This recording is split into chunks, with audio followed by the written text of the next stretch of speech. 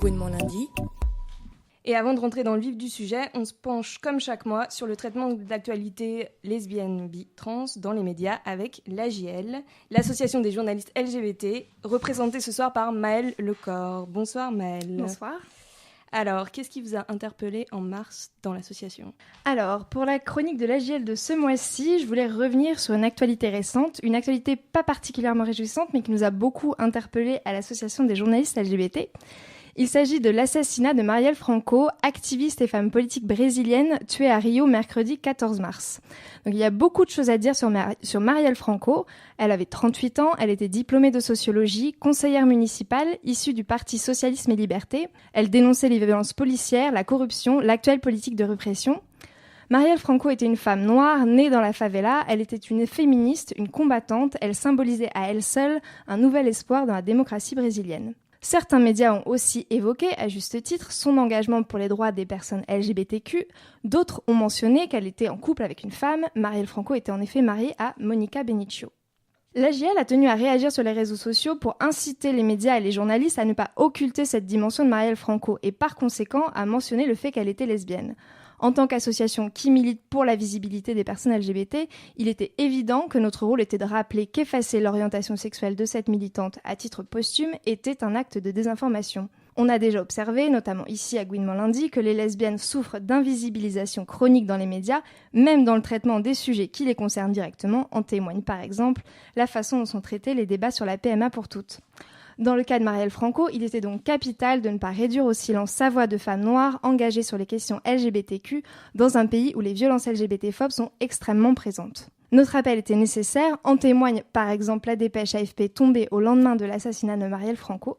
On peut y lire « La jeune femme qui vivait avec sa compagne à Tijuca, quartier de classe moyenne de Rio, laisse une fille de 19 ans ».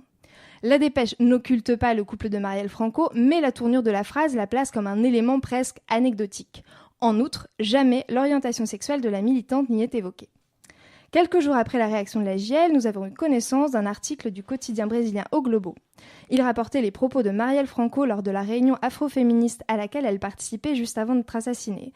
Dans cette réunion, elle évoquait justement l'importance à ses yeux de l'autodéfinition et revendiquait son identité de femme noire et bisexuelle.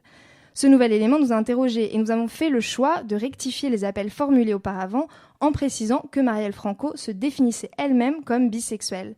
Au vu de l'importance que nous accordons à l'autodétermination, il nous semblait nécessaire de coller au plus près aux termes qu'elle utilisait justement pour se définir. Il a été observé que certains médias ont souhaité conserver le terme lesbienne, puisque certains de ses proches ont présenté Marielle Franco comme telle. Côté médias français, on note aujourd'hui que seule La Croix présente Marielle Franco comme bisexuelle. La majeure partie des sites d'information, pour ne citer que Le Monde, Le Figaro ou encore France TV Info, utilisent désormais le mot lesbienne pour dresser son portrait. Hasard de l'actualité, on a observé la même semaine un cas d'école d'invisibilisation de la bisexualité, cette fois dans un contexte bien moins dramatique.